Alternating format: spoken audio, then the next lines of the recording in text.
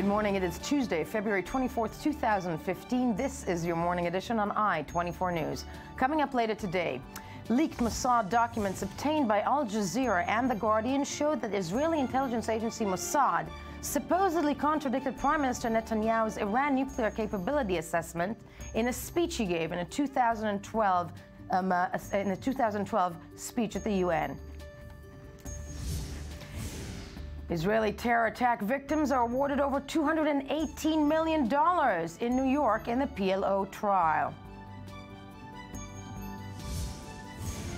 And later on the show, we take you out of bead necklaces. Mardi Gras celebrates 188 years.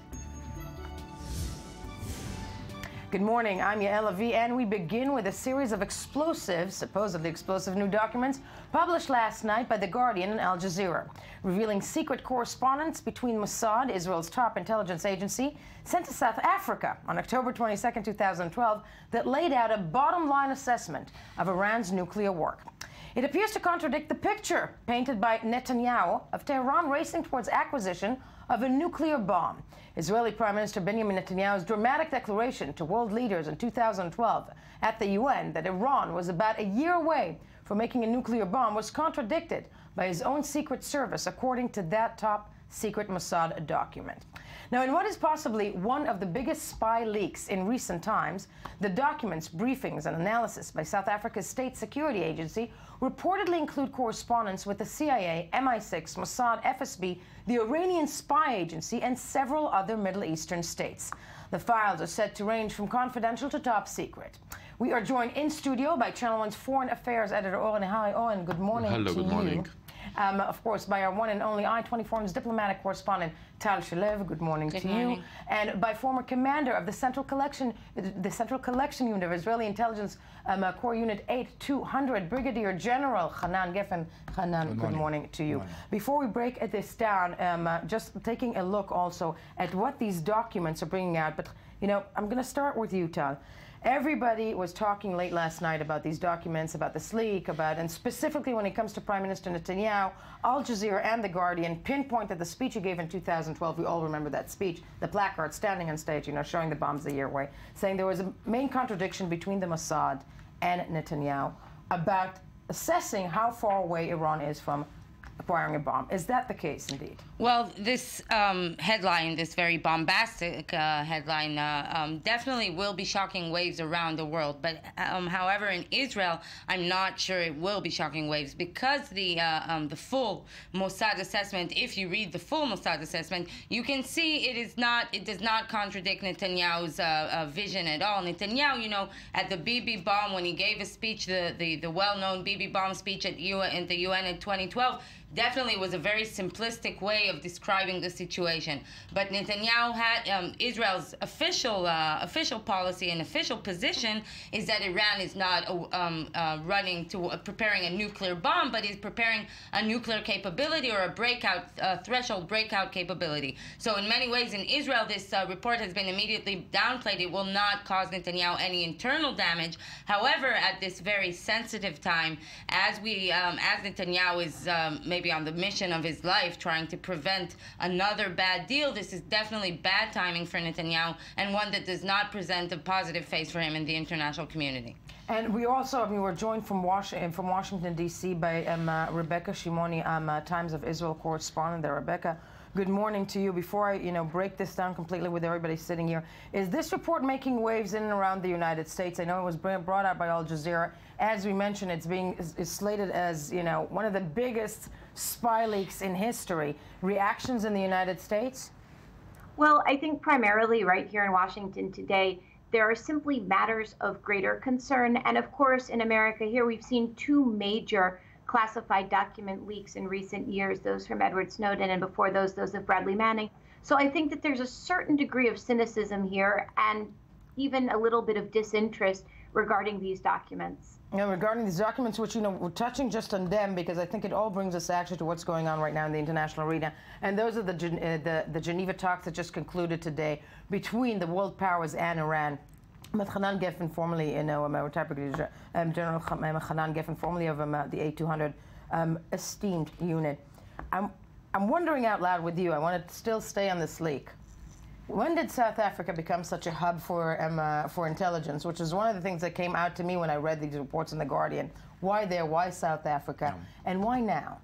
Yeah, let me elaborate on this case, because this is the case blown out of proportions. What we see here is a leak from the liaison branch of the South African Central Agency, probably by Jazeera. Somebody earned a good living there. What you see here, a correspondence with several agencies, world agencies. Israel will be a minor part of in it. We see USA, the Almost UK, everybody is there because it's the liaison. So this is actually, it's not the heart of intelligence operations. This is a kind of diplomacy. If you would like to see, it's Interpol-like activities. You know, we have this bad guy there, please try to stop him. Right. So this is the kind. Now, if we look at the Israeli part, there are already, at least the published documents, there are two references to Israel. One is a reference to Hamas, CIA trying to collect, which is, this is ridiculous. I will refer to it in a moment. And the other one, of course, is the Netanyahu speech in the UN. Now, let's start with the Hamas. So this was a meeting of the South African Chancellor.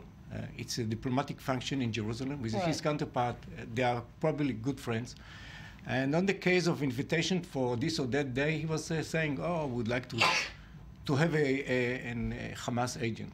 So this is the big story of the US, the CIA interested in this connection with the Hamas. That's a joke. That's a real joke. Now, referring to the Israeli, the Mossad report. Now, if you look at the circumstances, there was a meeting in South Africa. You can understand it was after a very long time that this meeting between the agencies, very suspicious of each other. It was on the almost stopped, didn't started, and then they handed over a bunch of papers, a Middle Eastern weekly report, situation in Syria, and the report on this case. Now, this is a kind of very low level interaction between agencies. I would say even in the lowest level of interaction between intelligence agencies. So in this proportion, we have to see it. This is not certainly the last at that time. At that time, the point of the Mossad, of the way the Mossad see the Iranians. The Iranians, and all of that, and I think, putting that out of the way, exactly, as Tal Shalev said, it was first published as something very, very big, very explosive. We know that the information is not that new. It's not necessarily contradicting, which brings me to you, Or Nahar, because you're going to help make sense of all of this. Why now? Why is this coming out now? I mean, we're looking at a week away from, Monday, next Monday, Geneva, more talks. Is this something that, and I'm theorizing, is this something that is in the interest of the Americans to come out? We can all go to the conspiracy theory ways, which is also very nice. Some sinister force, let's say the Americans who want to shame Netanyahu, who want to say that even in Israel there are various calls and various views. And here is the good point, exactly 1 week before the resumption of the talks with the Iranians, and of course the famous speech in the Congress, etc., etc. I don't think that it works like that. I don't think that the Al Jazeera and the world of press as we know it works that way. If you have the information, you publish it as soon as you can, as soon as your legal department said that it's okay, as soon as you verify it, as soon as you know. You don't want anybody to try and jump ahead of you. And of course, you have to do it with the Guardian. You do it with a various others in place. So I think it was really just it's a good timing from their point of view, but I don't think that there are any sinister voices in the background saying, aha, this is exactly the right moment, we'll do it like that. In that respect. And actually, in an ironic way, the timing is bad, because maybe if we weren't a week before this crucial meeting, and we weren't, as Rebecca mentioned, in Washington, weren't very much much occupied with the current negotiations going on, maybe this leak could have more significance or would spread more. At this point, both Israel and the United States and other world powers, the people that would be interested in this report and in this leak, they're much more concentrated on what is going on now in the negotiation room, trying to nail down a deal, and Netanyahu, from his point of view, trying to prevent this kind of bad deal. And not only that, if you could theorize that if somebody wanted it, let's say, thrown into the Israeli election process and use that the Americans or some part of intelligence authority in the U.S. trying to make contact with Hamas.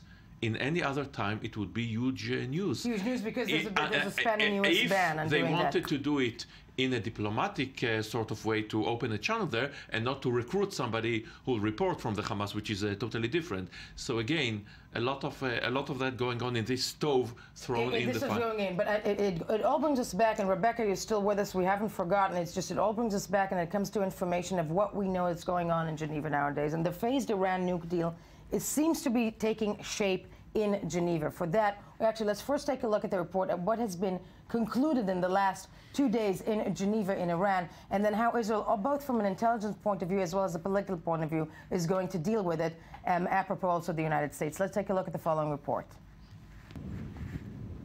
It's a crucial stage for the Iranian nuclear talks. After long months of negotiations, 2 missed deadlines, and an endless amount of press conferences around the globe, it's now time for world powers in Tehran to make significant progress towards an agreement.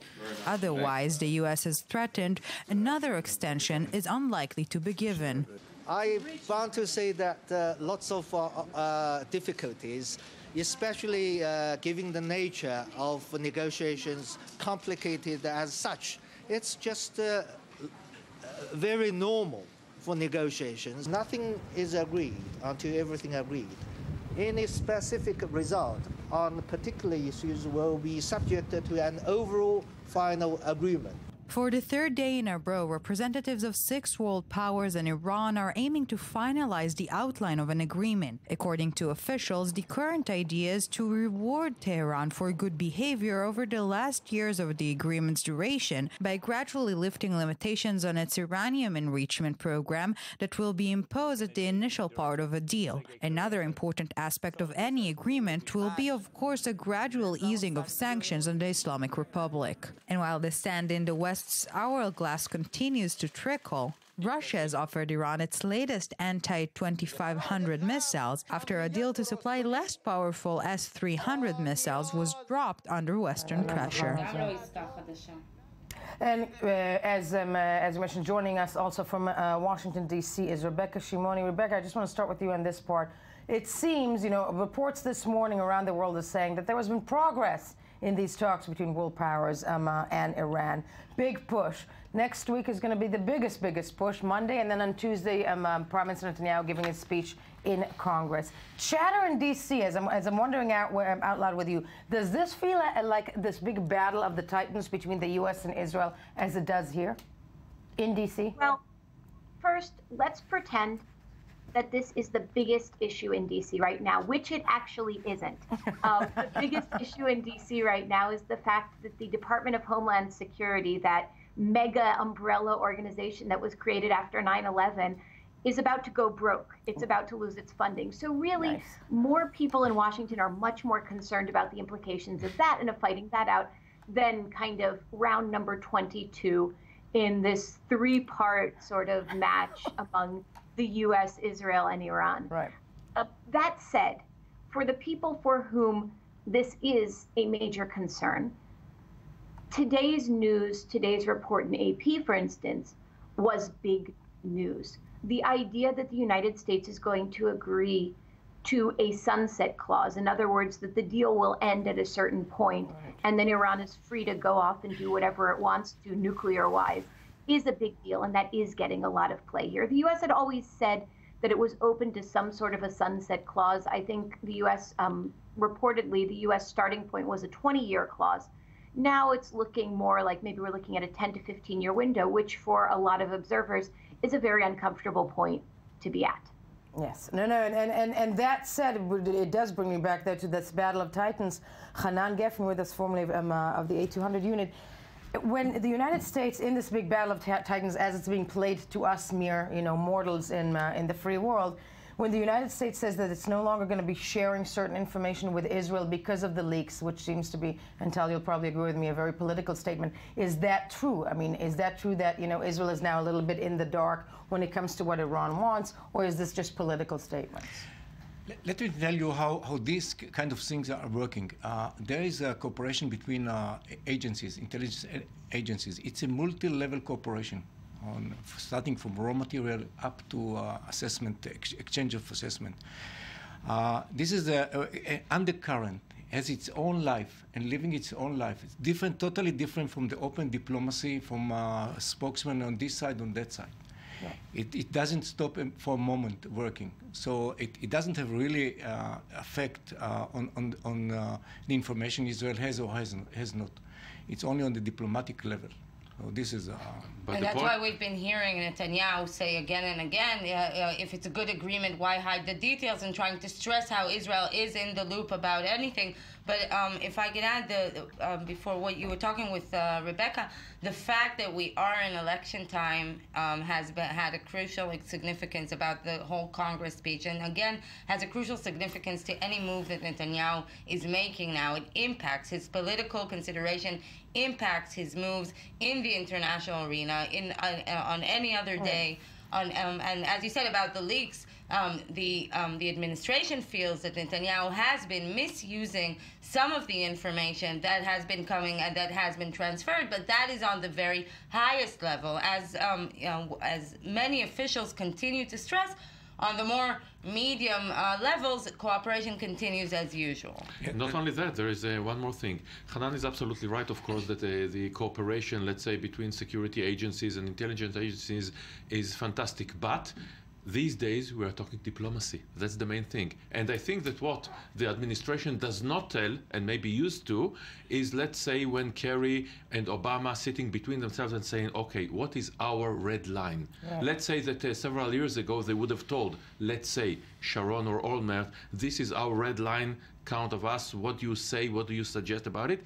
These days, perhaps their negotiation skill and then their negotiation tools and their red lines, they will not compromise anymore to Netanyahu, because again, they feel that they'll be misused or misrepresented to the media, as you said, because of political capital, because this is all political capital. So at the end of the day, what kind of impact can that speech, Tal Shalev, in the Congress really have on these Iranian talks? That's the big question. That's a big cue. Netanyahu just, we'll talk about it later, but Netanyahu released this week, he released a video comparing his Congress speech to Ben Gurion, to the founding Prime Minister of Israel, his decision to establish the State of Israel despite the State Department objection. But the fact is that it's a very big comparison, because Netanyahu, Ben Gurion decided to establish the State of Israel, while Netanyahu is talking about a speech that everyone understands that will not make any real significance. On the contrary, it backlashed some of Israel's efforts to try and counter any emerging deal in Congress by actually destructing the Kirk-Menendez bill and the option that Congress will actually now take sides with Israel and try and oppose any emerging deal. Which most likely is not a case of something that is ever going to happen. I mean, Congress siding with Israel taking... I totally agree with Tal that everything that this speech could have achieved backfired. In the way that the Democrats rallied behind Obama, none of them will be with the Republicans if and when the Congress decided to block the veto, the presidential veto, so it's not there anymore. The only thing that will happen is again, Netanyahu will say what he thinks about the Iran deal. Nobody in the world will be surprised to hear the words of Prime Minister.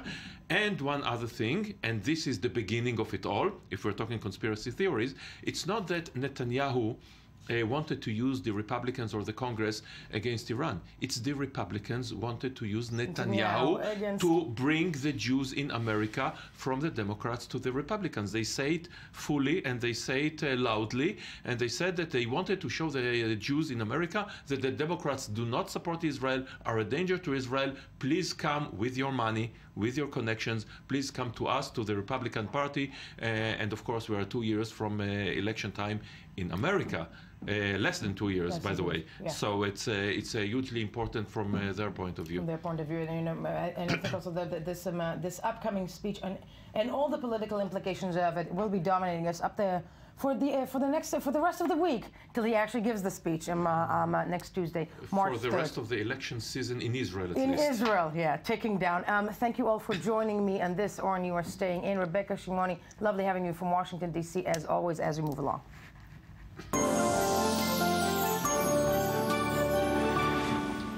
In a landmark verdict, a United States jury found that the Palestine Liberation Organization and the Palestinian Authority were the catalysts for a series of terrorist attacks in the early 2000s in Israel that killed or wounded several United States citizens. Now, the victims of the attacks will be awarded more than $218 million. The defense had argued that there was no proof Palestinian authorities sanctioned the attacks, even though members of their security forces were convicted in Israeli courts. Israel's Prime Minister Benjamin Netanyahu issued a statement accusing the Palestinian Authority of failing to draw appropriate lessons from past incidents and continuing to promote dangerous steps like the hypocritical, and we're quoting, attempt to join the International Criminal Court while colliding with the Hamas terror organization. Still with us in studio is Channel 1's Foreign Affairs editor, Or Nehari. Emma, thank you for staying with us. And let's listen first to what the attorney for the plaintiffs had to say following the verdict. Yeah, it's about accountability, it's about justice. As I said to the jury, there's nothing that can bring the loved ones back. Money has to stand in for other things because that's the only power this jury had. But the jury sent a very clear message that those who commit terror against Americans will be held accountable in a United States court of law. And I have a lot of confidence in our court system now to help us enforce this award against these defendants should they choose to try to thumb their nose at the U.S. court system. Also joined via Skype by Nitzana Darshan-Leiter from the Shurat Adin legal organization who represented the victims in court, joining us obviously from the United States. Nitzana in New York, thank you for being with us. We're also still with Rebecca Shimoni from Washington. But Nitzana, Attorney Nitzana Darshan-Leiter, I want to start with you first of all. I mean, this is a huge win for you guys, isn't it? Do we really believe that it will be implemented, that this will happen? Do you mean if we're going to enforce the judgment, we'll be able to? No, well, if the Palestinian Authority will actually fork out the $218 million. Yeah. Well, yes. Yes, this is according to previous cases.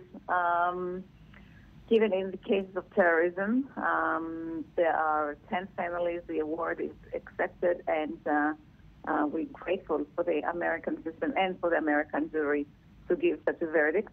And we have full confidence that we'll be able to enforce this judgment. Well, the Palestinian Authority obviously has already appealed the verdict in the last several hours. But that said, Or Nehari, still with us in studio, the implications of a verdict as such, which is clearly, it's a great headline, it's very important. What are the implications of this, not just in the court of law, but also when it comes to Palestine-Israel relations or lack thereof, so to speak?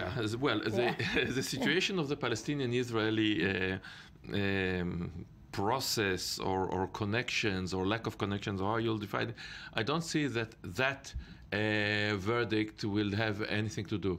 It's American citizens with the blessing or semi-blessings of Israeli government, as Nitzana surely knows, and I interviewed her several times. There were other incidents which both of us can recall, that the Israeli government pleaded with them, please do not make waves at these specific times. Don't go there. If you do it, you're doing it as citizens in several cases around the world. The point is that first of all, of course, the Palestinian Authority will not receive it. Will not receive it lightly. They are going to court, and they are going to try to appeal again, and perhaps it will come to the Supreme Court because there are various questions arising from this verdict.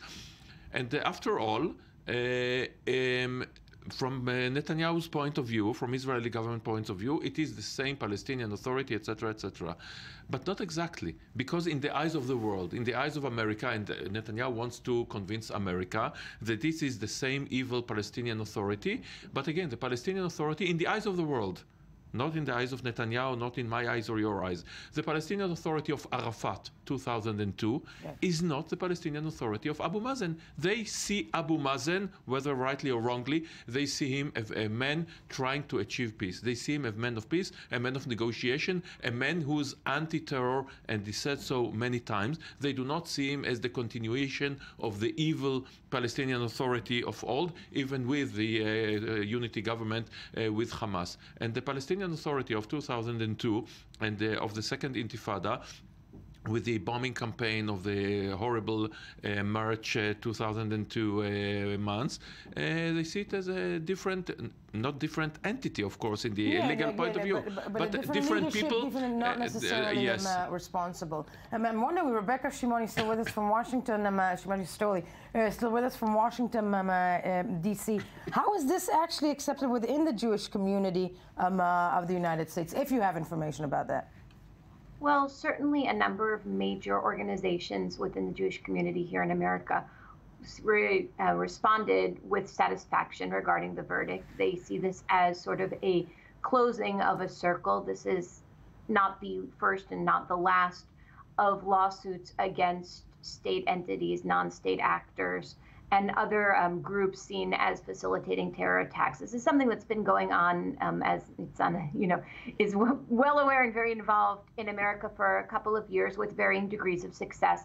And I think really one of the interesting factors that was brought up, not necessarily by Jewish groups in America, but rather within the State Department, was the question of if the Palestinian Authority could be actually forced to pay the money as a result of the suit? And if so, could the U.S. funds for the Palestinian Authority, because of course the U.S. is a funder to the Palestinian Authority, be used to pay out the lawsuit? So that's another aspect of this question that is still kind of open for discussion here in Washington. No, I think time will tell on that front. But sadly, obviously, all the time that said, Nitzana, I'm sure that all the plaintiffs are incredibly happy that this is the verdict that's been handed out thus far. I do hope it's implemented. That said, all the time we have. Thank you all for being with us. Ola Nihari, and of course Rebecca in Washington. When we get back, with 20 days left to the elections in Israel, we will hear the latest from the political battleground.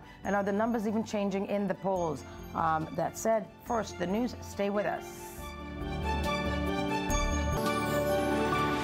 And we are staying in the political arena with our one and only lovely Tal Shalev with the inside information and where we stand. 21 days to elections? Exactly. 21 it's days. Almost over. Yeah, almost over. And let's start actually with numbers. Do we have the latest numbers? I'm wondering out loud. Do we have the latest numbers? Okay, let's look at the latest numbers before we kickstart with Tal. Where do we stand today? This is a poll.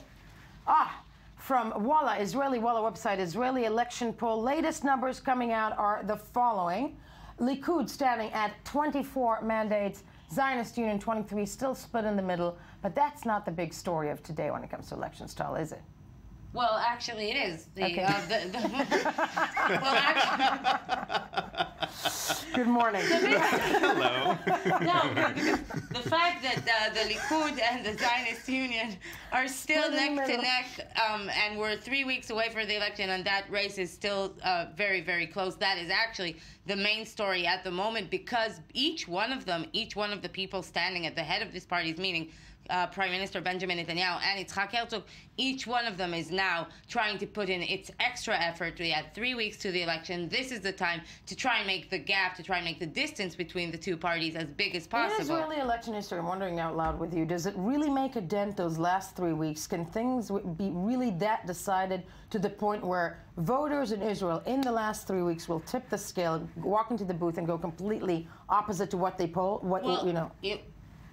Okay, we assume there will be an election surprise. Right. We do assume there will be an election surprise because there is a big amount, a big percentage of floating voices, undecided voices, undecided voters, so we will not know. That can definitely be influenced till the last day. And in 2009, when Tzipi Livni was running against Netanyahu, and in the end she eventually didn't turn out the largest party, it was because a very small shift in the trend. A few days before the election, something Livni said about women brought all of the women out to vote and had a dramatic influence on the voting percentage and about the electoral participation. So definitely, we're 3 weeks ahead of the elections. A lot can happen.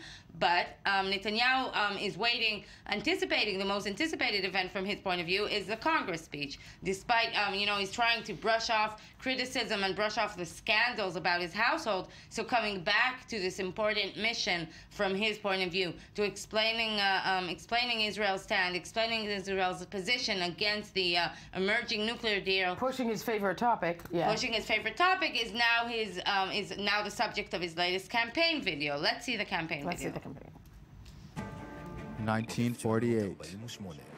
Ben-Gurion faces a fatal decision, the foundation of the State of Israel. The U.S. Secretary of State was dead set against it. In opposition to the position of the State Department, Ben-Gurion declares the formation of the State of Israel. Would we be here today if Ben-Gurion hadn't done the right thing?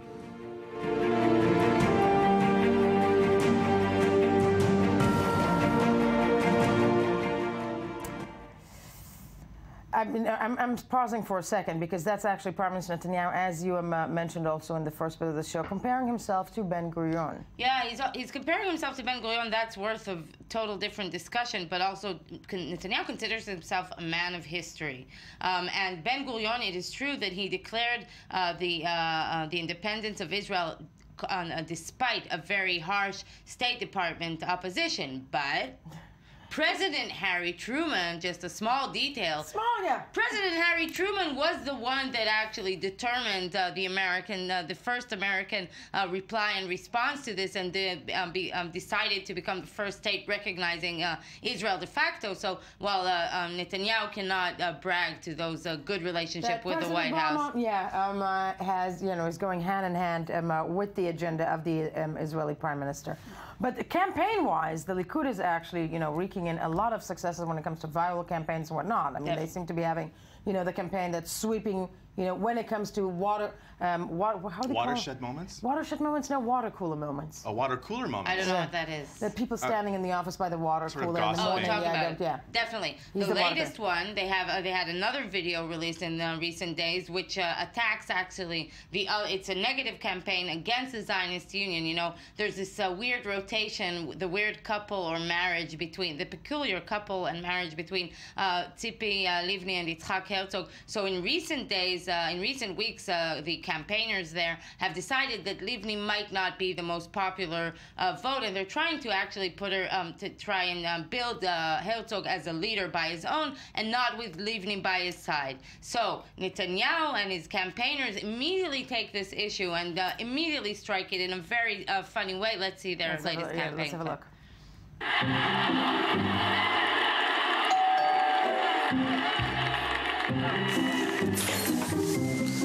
ערב טוב, אחי. פיצה בוז'י. כך, זה הקבלה שלך. מה? זה המחיר? כולה פיצה בוז'י רכה עם פטריות, למה כל כך יקר? אחי, הזמנת אקסטרה מחנץ? אין מה לעשות, משלמים על זה ביוקר. כך, תודה. רגע, מגיע לך עוד משהו. מה?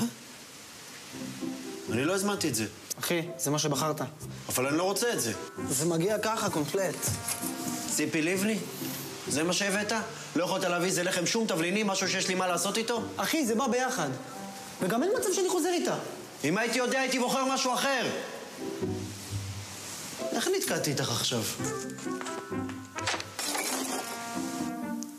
כבר היא הורסת את הבית.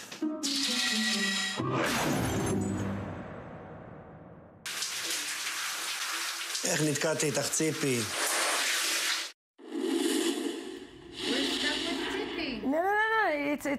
We're stuck with Tzipi, and not only that, I find it nasty, okay? And I have to say something about the whole notion as you said before, that there seems to be this agenda of not putting Tzipi up front at the Zionist camp because, get her out of the campaigns.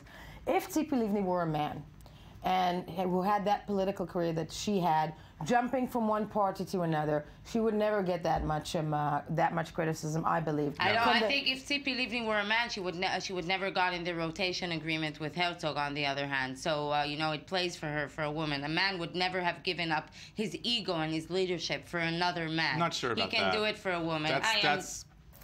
I don't know. That's open for debate. That is open for debate. Valid point. It's a point. Valid point. It's a point. In any case, well, Tzipi Livni has definitely suffered throughout her political life from chauvinism. She definitely has had her share of nastiness, but she has also been directing it to the other side. No one hears the same. I'm hearing the Oscar music in my ear. Therefore, that's all the time we have for this update. Do stay with us when we get back. A cultural segment. It's going to be fun, or so they tell me. First, the news.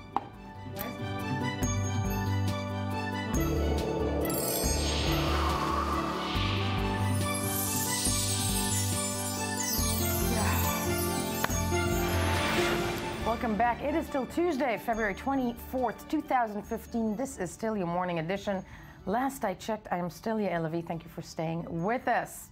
So, the next story is one that has yet to be figured out by the rest of the world as well as us. Shamima Begum, 15-year-olds, Khadija Sultana, 16, and Amira Abbas, also 15 years old, are 3 UK students, British students, who left home to fight alongside militants from the Islamic State in Syria. Yes, all of them teenagers, all of them girls. In France, the country's interior minister, Bernard Cazeneuve, thank you. Ruthie Sinai, I-24 news editor, and the woman who helps me say everything I say. He said yesterday that around 40 people would lose their right to travel outside France because they plan to join jihadist groups. Now, those stories show a bigger and worrying picture of young Europeans that forego hopes for a future in their homeland in favor of the unknown abroad. And by the unknown, we say a big unknown when it comes to ISIS. This, despite reports of brutality employed against Western recruits by the group.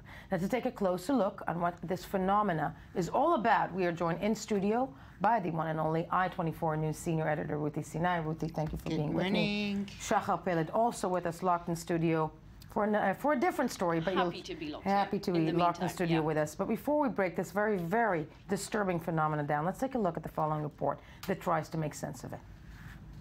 Tonight, the families of the missing girls, last seen here on Tuesday, snaking their way through London's Gatwick Airport, are pleading with them to come home.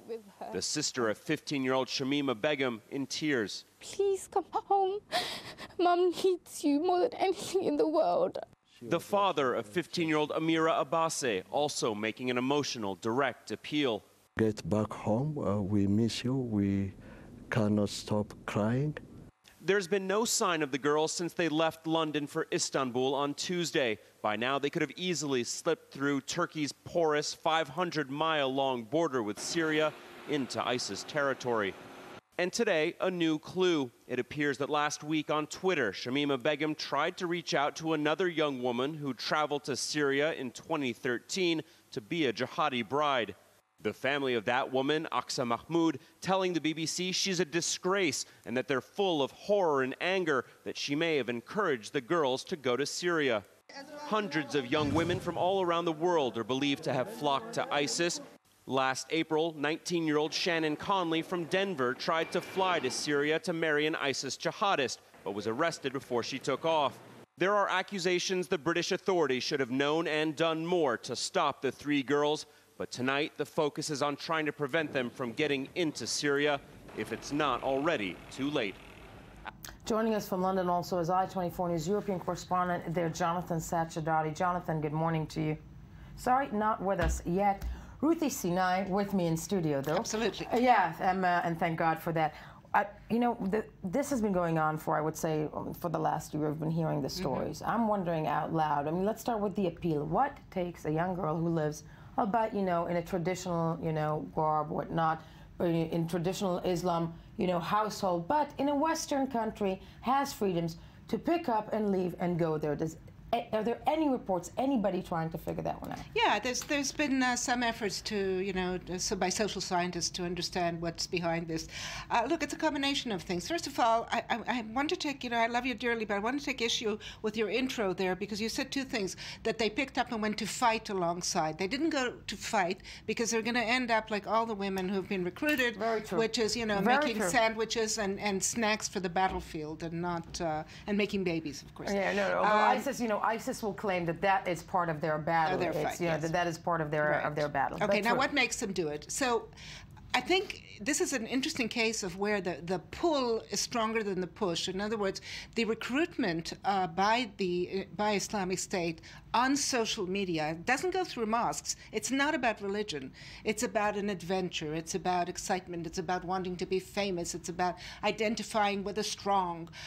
It's about, a cult. Young people who are, still ideologists. No, it's terrifying, because what you're describing, what comes to mind is the 60s, and young girls leaving from home and running away, to San Francisco, or to Central America. Or to Central America or whatnot. And here what we have is this disturbing location that they're going to on their own. But with us now is, from London, I-24 News European correspondent there, Jonathan Sajid. Jonathan, any type of thing that can be put in place when it comes to the authorities to try and stop this, this is a mass amount of young people flocking over, to the Middle East, to Syria, to join ISIS. In this case, the horrific notion of young girls, 16, 15, anything that can be done to stop them.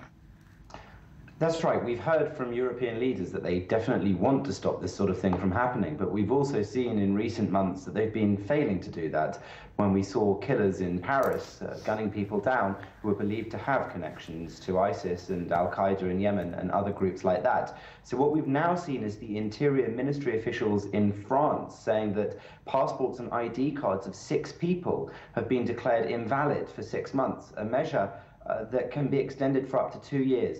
And that is to stop them travelling in order to join ISIS, as these girls are believed to have done from the UK, with a further 40 people due to have their papers declared invalid for similar reasons, and a promise from the French Prime Minister Manuel Valls that there will be more when he was talking about the case on Monday. Right, when he was talking about the case on Monday, but still, as we see, it's the appeal, Ruthie, as you said. But I want to just add, sorry, Jonathan, just one thing is that on the push side of it, the pull, the appeal is, the one thing, but the push, why would these young girls in fact get up and go? So one of the explanations is exactly what you referred to before, is that on the one hand, there's they come from traditional homes and traditional lifestyles, but they are, immersed in a society in a liberal West. Right, it's hard to reconcile, and this gives them a clear answer.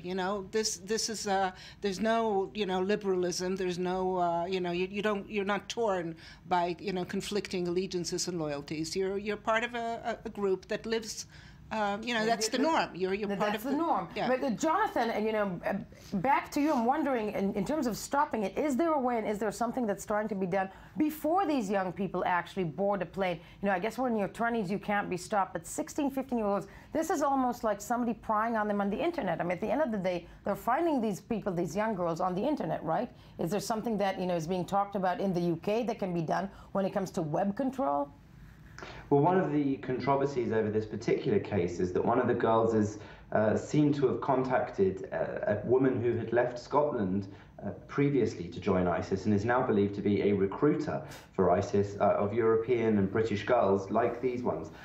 She has sent her a message on Twitter in full view, asking her to add her as a follower so that they could direct message one another. Now, there are accusations from the family of that previous deserter from the UK and her lawyers that the police and the intelligence services should have been watching that Twitter account. In fact, they claim they are, in order to investigate anybody sending messages like that, contacting her, asking her for direct contact so that they could perhaps themselves leave the country. That's very worrying. The other worrying aspect of this is that much of the news coverage here has insisted that these girls are in fact very normal British girls who have no inclination towards this sort of activity. Now, people aren't sure whether they believe that or not, because as Ruthie is saying there, it's very difficult to believe that a regular 15-year-old girl, like those that most of us might know, families and friends, that they would in fact be willing to go and join ISIS, especially as a direct result of seeing the vicious and brutal videos that ISIS releases of beheadings and burning people alive in cages, throwing gay people off the tops of buildings and the like.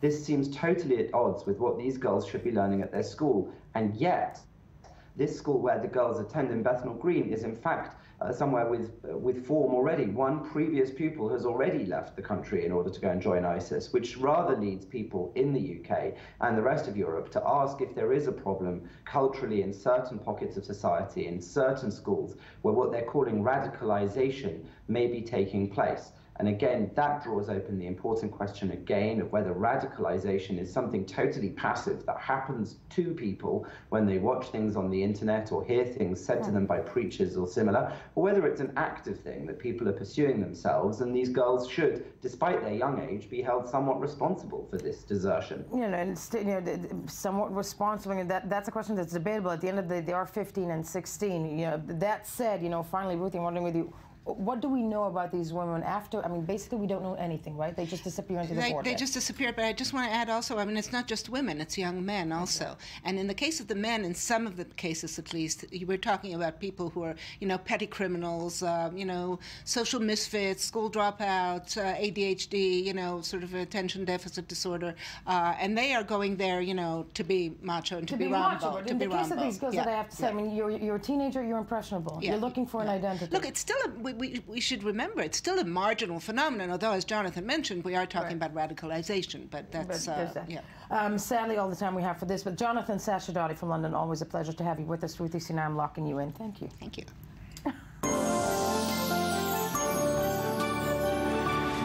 But we are in Israel, so we're back to elections with the lovely Shachar Peled, because we have been speaking over and over again about the Likud and the Zionist camp, and the Likud and the Zionist camp, but we forget other people are running. True.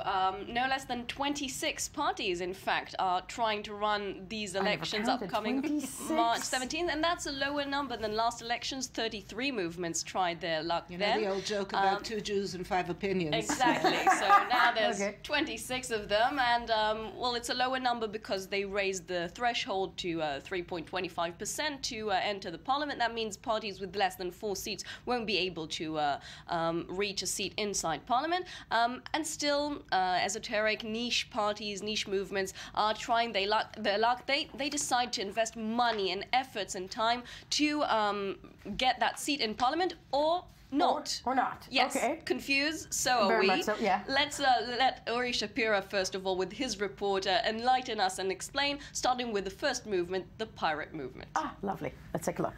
It has no money, no big names or political celebrities in its ranks, and doesn't even have any ambition to win seats in the Knesset, the Israeli parliament. Nonetheless, it's getting its fair share of attention in the 2015 election campaign. Welcome to the Pirate Party. Surprisingly, the head of the party, Ohad Shem Tov, doesn't even live in Israel and has no intention of coming, not even during the campaign. We feel that we have influence, even though we don't really make it into the Knesset. And truly, we don't know if we really want to make it to the Knesset, because we feel that everything is really corrupted there. And we don't know how we would handle that kind of environment. The Pirate Party is a worldwide movement comprising 29 different parties throughout the globe, but mostly in Europe. The German and Swedish branches won 1 and 2 seats in the European Parliament, and in Iceland, the local Pirate Party managed to win 3 parliamentary mandates, heading their agenda, promoting open data in the web and defending the free flow of ideas in the internet. But perhaps the most ambitious idea the Pirate Parties are trying to promote is direct democracy. We are creating a system where people can also participate directly on our platform with liquid feedback. But we want to expand it and are encouraging other parties to do it. We're doing it open source. If we would be elected, our representatives in the parliament, in the Israeli Knesset, would act according to the decisions that were made by the entire body of members. This may sound like a crazy idea or a radical one, but perhaps for those who gave up on the traditional system, the Pirate Party suggests a new wave in the Israeli and the international political arenas. But as the big ships of Israeli politics sail steadily towards their victory, the Israeli Pirate Party does not look likely even to find safe haven. Yes, well, it's amazing. You know, invest all that time and effort and money and not even try to get elected. The pirates, I don't get it. Well, I'm the mainly for an open internet and open ideas and the democracy of the people, literally people making the decisions and making the votes. And isn't that what elections are all about? Well, no, they want the people themselves to give ideas for legislation and to that's the most radical idea they have. And the agenda is like more power to the people. So that's perhaps a good thing, but they're taking it to the crazy way. But they are not alone. The pirates are not alone. So we've got the Greenleaf Party, which has been trying for the past 5 elections to get elected with the main idea on their agenda is promoting legal marijuana in Israel. They might pass this time around, no? Well, they have almost passed twice in the past, in the 16th and 17th Knesset, the Israeli parliament. They well, we must say first of all that they have other ideas in their agenda, promoting gay marriage, for example, lowering taxes. They're all in favor of the environment and animal rights. Very, very liberal. So as we mentioned, they almost managed twice to get their seat. They're very in favorable among young adults, young voters, and they do have representatives in the in European parliaments and in other places around the world, and so they might stand a chance. But the let's put it this way, they are the least weird party trying to get elected. Now let's start with a party called Protecting Our Children, or with its full name, Protecting Our Children, Stop Feeding Them Porn. They have raised the banner on the very serious matter of porn and the exposure of children to porn on the internet. You have to check out their website. It's full of information about leave you and love you in porn. How many children are exposed to porn, stuff like that. I'm happy to say not mine. But you know, listen, if you want to vote for the Protect Your Children from Porn, there's an opportunity that would be now. the one. Sadly, all the time we have. But when we get back, something completely different this week in history. Our favorite segment of the week. It is 180 years to the Mardi Gras. We'll tell you all about it. First, the news.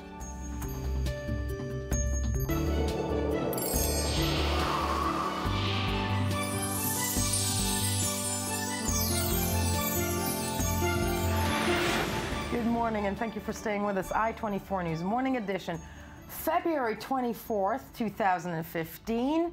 I don't know what about you guys in studio, but I feel like having a drink. A double.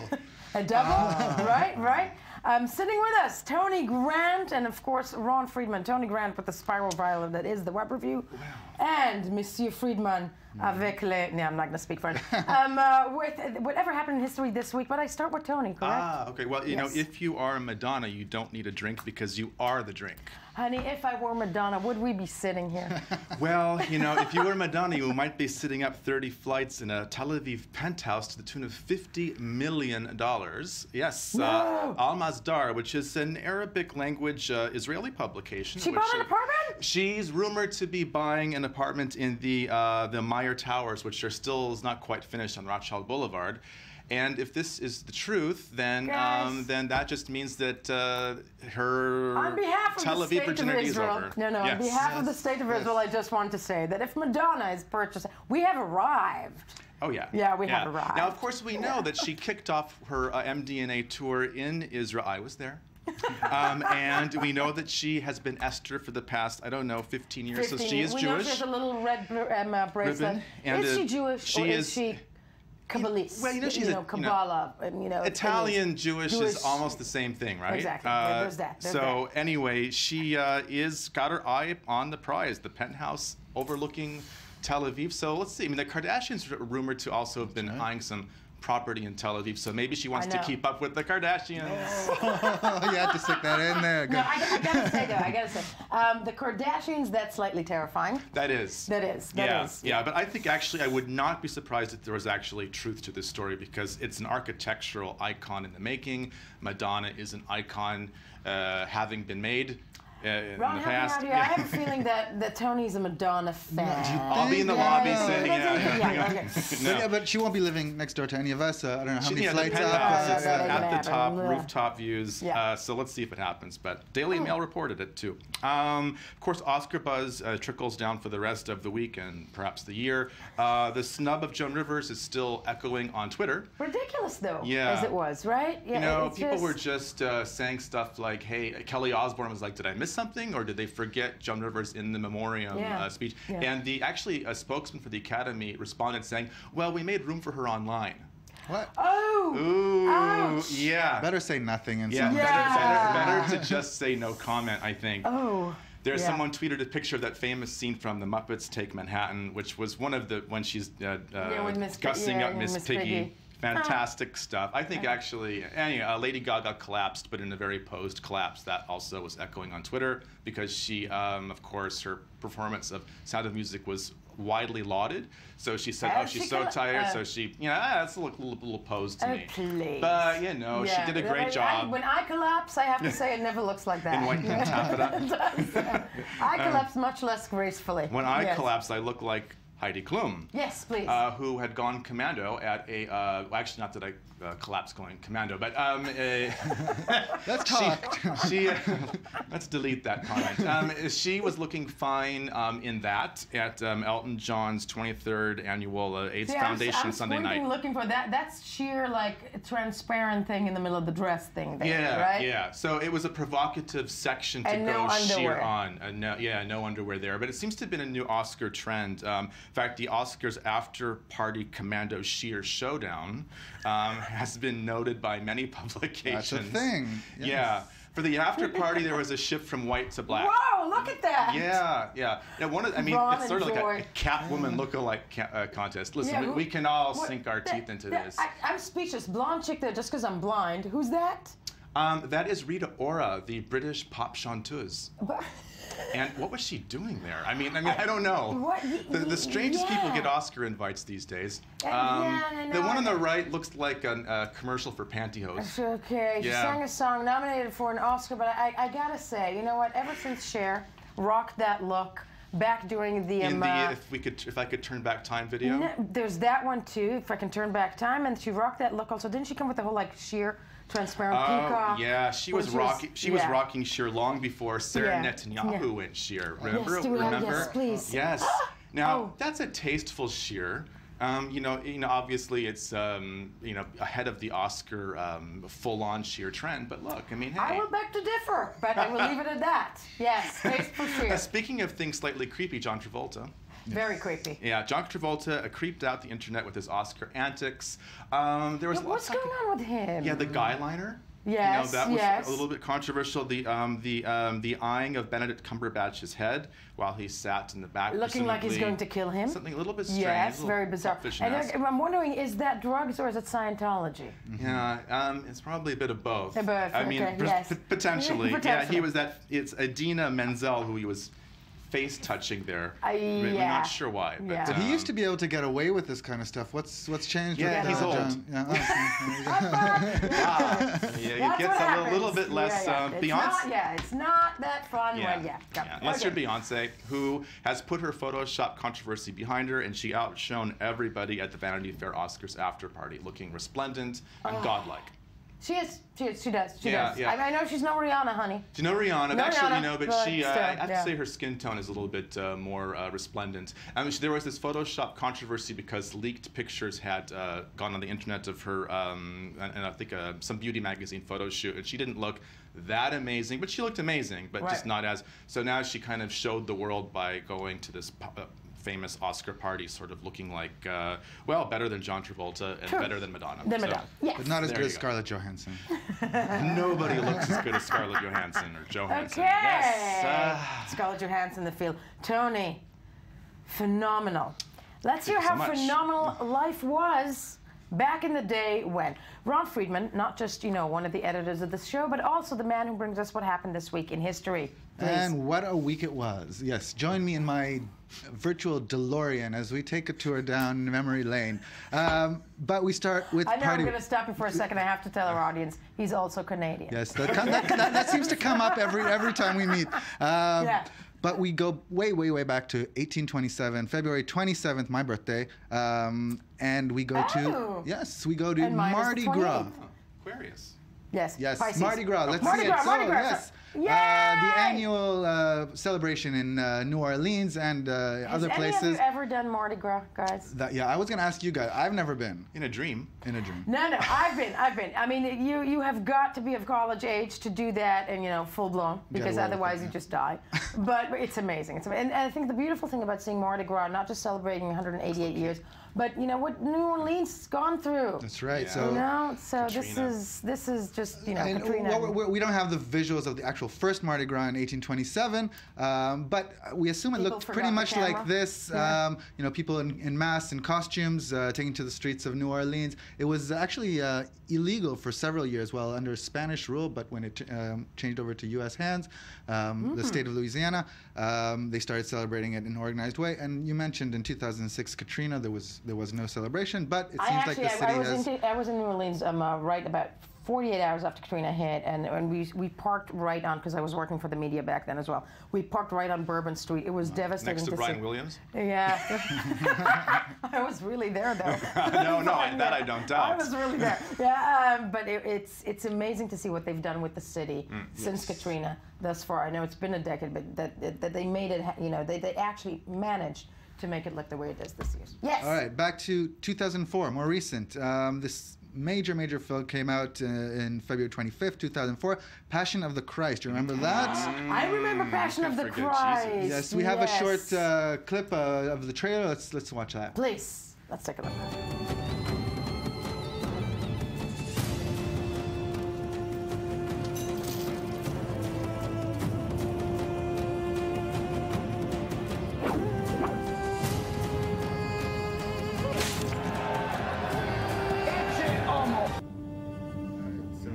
Passion of the Christ, we're talking about 2004, Mel Gibson's film about the last 44 hours in Jesus' life. Once again, we'll talk about me. Yes. Also, Tony, I was there. I remember when the film came out, and there were lines. You have no idea how successful this incredibly violent, horrific film was. Yes. Well, it talks to a lot of people's religious sensibilities. The film in Latin and Aramaic, a brave decision by Gibson. Brave decision, very Catholic decision. The crucifixion was...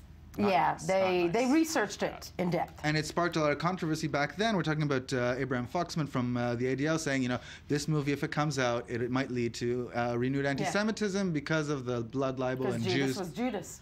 Right, and Jews killed Jesus, and that whole discussion. Yeah. Yes. We won't revive that on our show. No, let's not.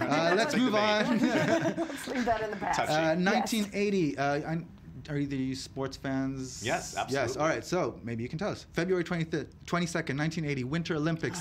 The U.S. hockey team, Miracle on Ice. There we go, Tony. Yes. Watched it with my dad in the living room. You saw it live. Absolutely. As a Canadian, as you mentioned, a hockey fan. I didn't watch the game, but what happened? We all know about what happened. All right, let's watch a quick trailer from a movie, and we'll go to it. The Soviets win. My goal is to beat them at their own game. Beat the best team in the world. Gold medalists in 64, 68, 72, 76. Name? Mark Johnson. Buzzy Schneider. Mike Ruzioni. You're missing some of the best players. I'm not looking for the best players, Craig. I'm looking for the right one. Miracles can happen. Dream on, dream on, dream on. Great moments are born from great opportunities. So this is clearly also a movie. Right. This is from the trailer from the Disney's film Miracle. Depicting the real story of the Miracle on Ice, which, as we haven't explained yet, was the victory of the American hockey team over the Soviet team. At the Winter It's Olympics. Rocky Balboa moment. Yeah, incredible underdog. Nobody thought they'd have a chance. They were made up of amateur college players against the Soviets, who Height of the Cold War. Sorry? Yes, yes. the Cold War. A symbolic victory, incredible sports moment. We give that to you from 1980. And Yes. we have time for more? Yes, okay, we do. 1945. Let's see the footage, and you'll recognize this photo, right? Oh, come on. Yes, one of the most iconic images in the world. Images of World War II. Right. We're talking about Iwo Jima, the U.S. flag raised there. That's this week. Yeah. Yeah. Wow. This footage shows some of the terrible battles that took but place that on picture the island and the monument with the flag in D.C. also the and of course the visual that sparked the big success for Clint Eastwood. That's right. He made his 2 movies, Flags of Our Fathers, talking about the American perspective of it, and Letters from Iwo Jima of the Japanese perspective. One of the most iconic images ever, won a Pulitzer Prize. Yeah, right. Happened 1945. 1945. Yeah. And one last one. 1940. Do we have time? Let's see it. Let's see it. 1945. And gentlemen. No. Okay. Mr. Showman. That's me, Potuto Baldo. And by special permission of the management is presenting to you the one and only Pinocchio. I got no strings, no make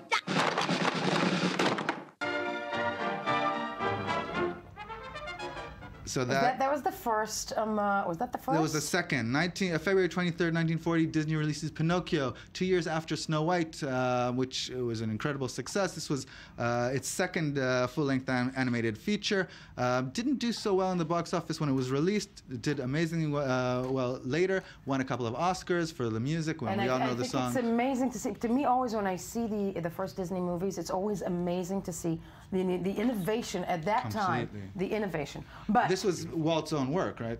Walt Disney's. Okay, and that all the time we have for this. Stay with us, guys. I have something to tell you.